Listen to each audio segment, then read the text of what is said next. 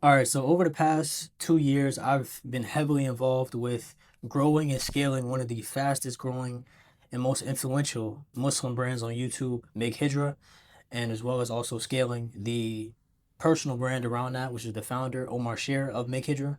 We took the main channel of Make Hijra on YouTube from 10,000 subscribers to 50,000 subscribers. And in this video, I want to share the four main lessons I learned from that, specifically for Muslim founders. All right, so the first lesson is that the single most important thing for a founder to have is a standout personal brand. Now, I want to give an example here.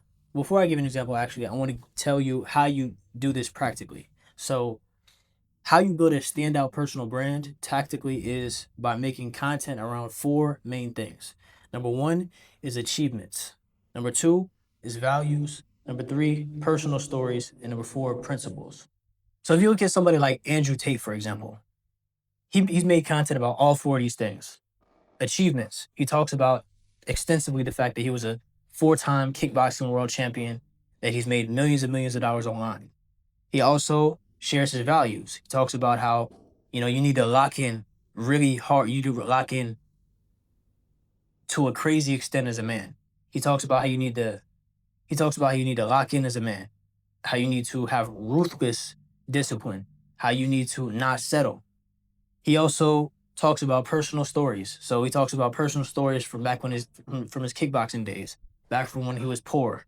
Back he talks about personal stories about his father and how his upbringing, how his father raised him was so intense, so hardcore, and how all those lessons he learned from those days translated into him taking off and excelling in business and really taking off, in his career, as far as his career and escaping the matrix.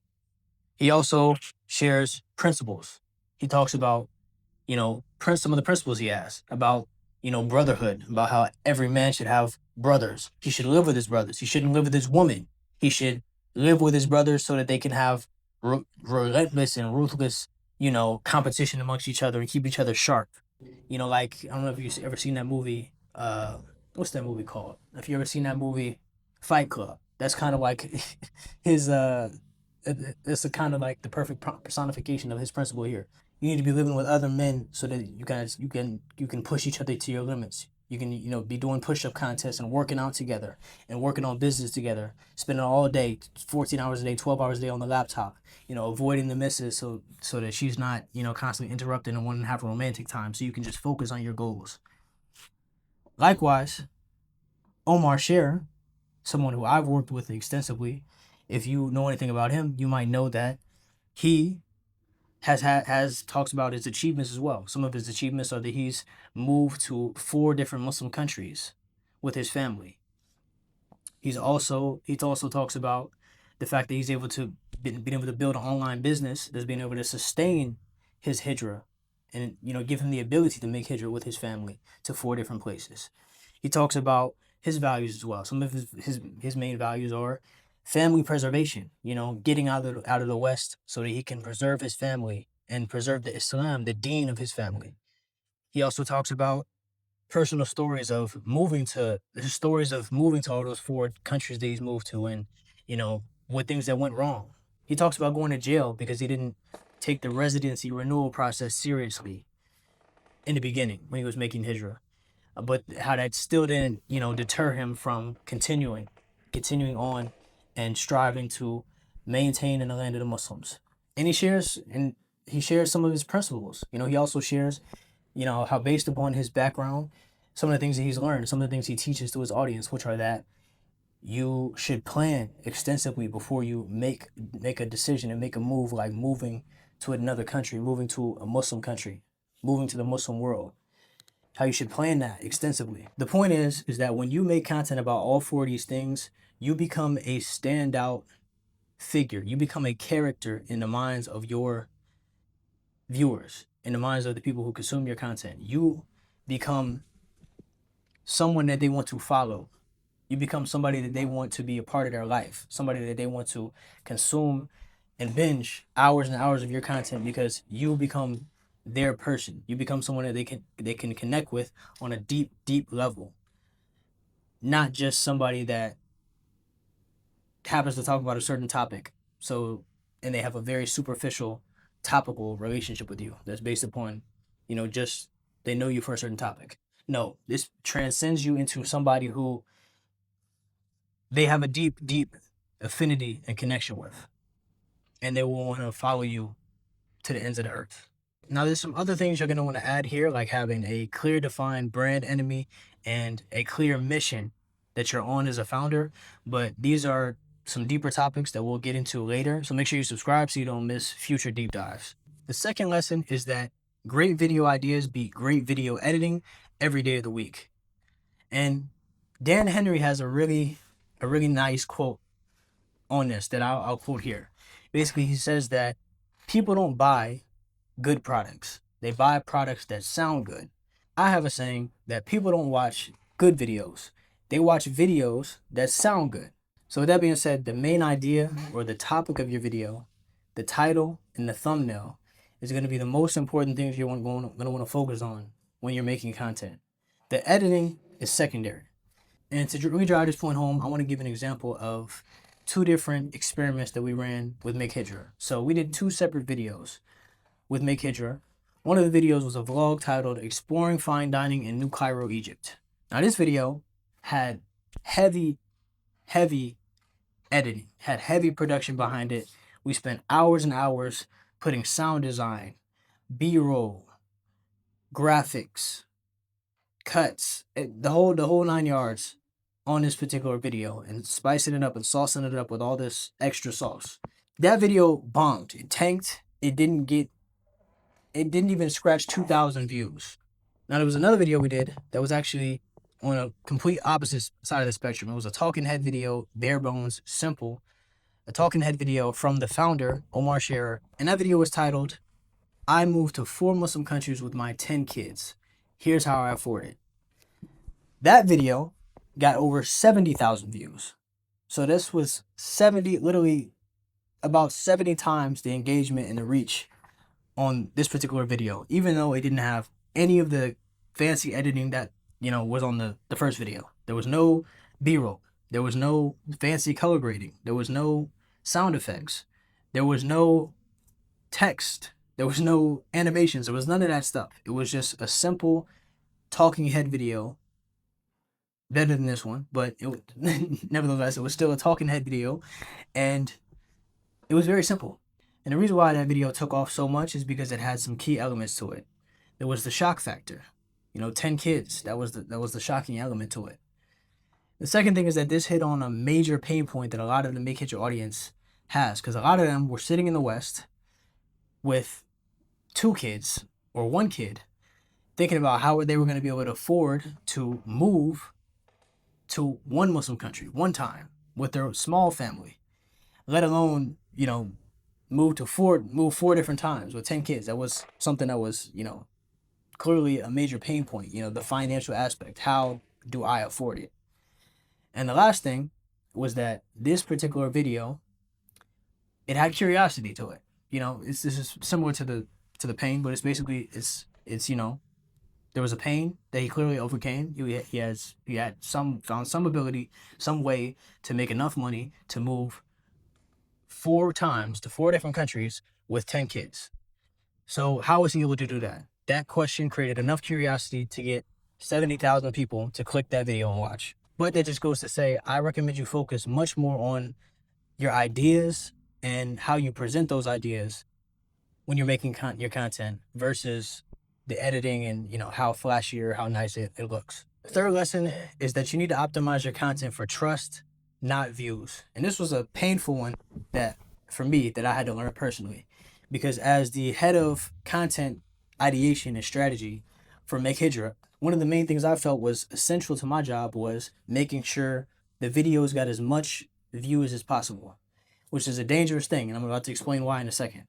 So Alex Hormozi, he has an amazing example that I can't get out of my mind that I think illustrates his point really well. So Alex Hormozi, he gave the example in one of his videos that he knows for a fact if he were to make a video of him walking into a grocery store, a department store, for example, and having a bunch of old women in line come up to him one by one and slap him in the face.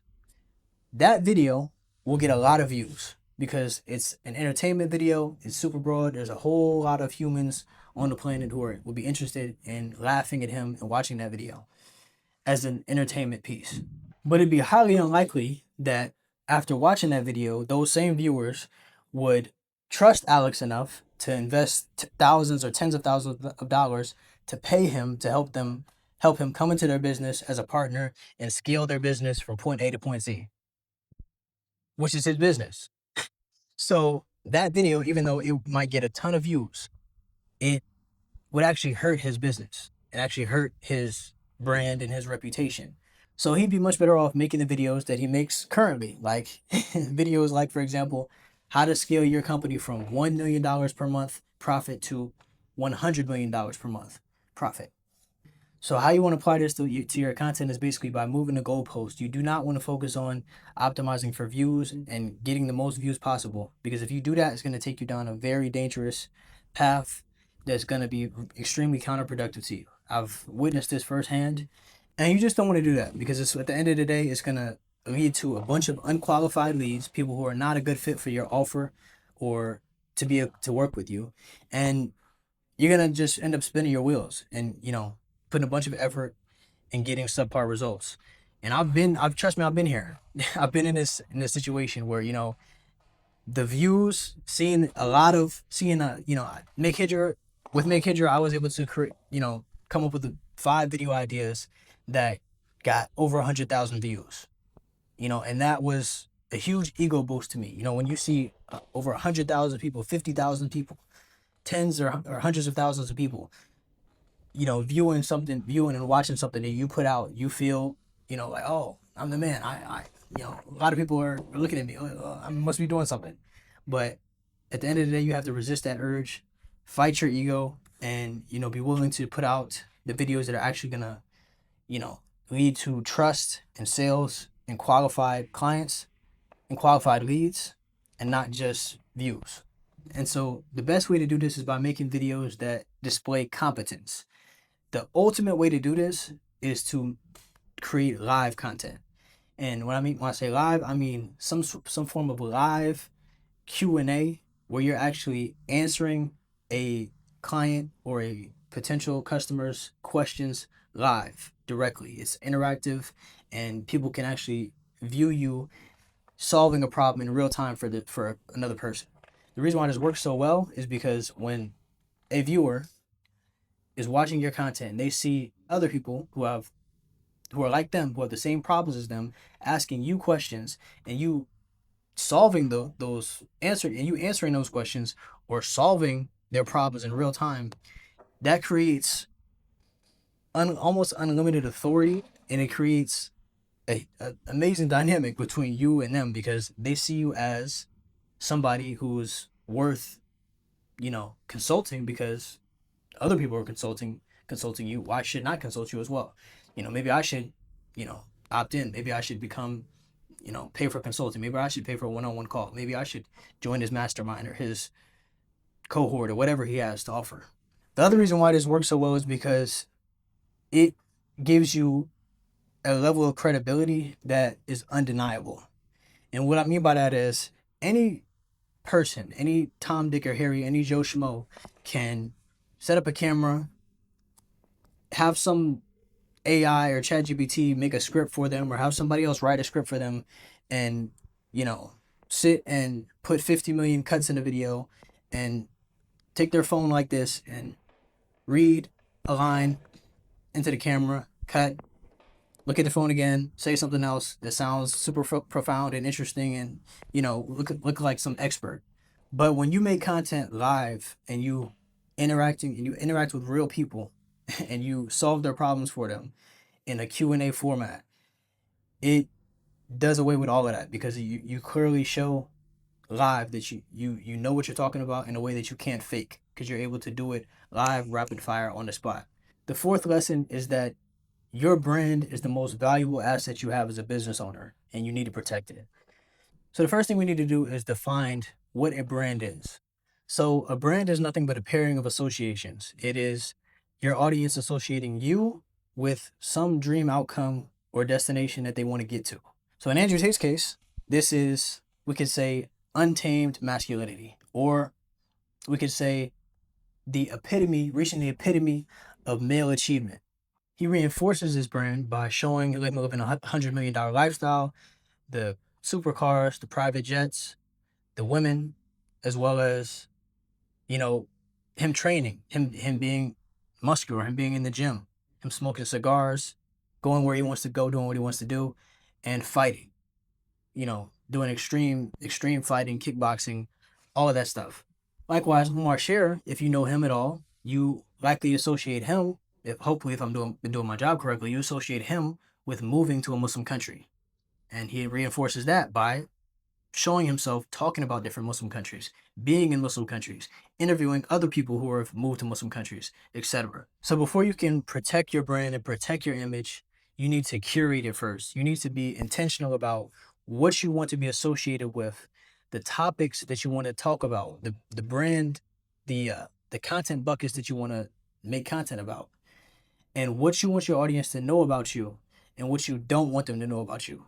So how I would do this is by creating a brand document which has all the theory or has the ultimate outline for what I want my brand to be about.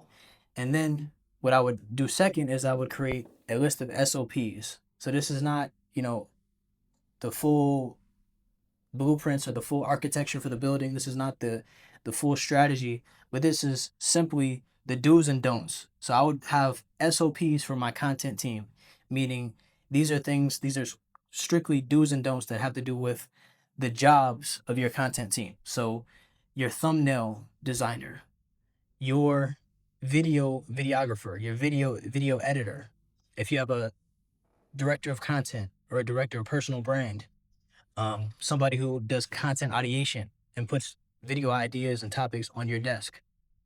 You need to make sure that all of those roles have SOPs surrounded around their role, meaning these are ways you don't want to be portrayed, online, ways you do want to be portrayed. These are, when it comes to topics that you don't want to be seen speaking about, and so on. So the way I want you to think about this is to really think about Andrew Tate as an example.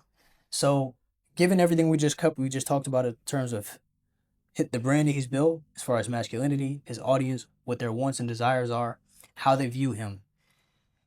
If he were to have a video put out on his Twitter that showed him sitting next to his daughter on the couch and watching Hello Kitty, for example, and laughing and joking with her about it, that video would not be beneficial for his brand, because his particular audience of young men who are trying to escape the matrix and et cetera, they're not sitting and dreaming about having a daughter one day and so they can sit on the couch and watch Hello Kitty with her. I guarantee you that. So that video, at the very least, it wouldn't do anything for his personal brand as far as bringing his audience closer, getting them more bought into him as a person and as a mentor. At the very least, that wouldn't boost their affinity to him, and in worst case, it can actually push them further away and hurt his brand.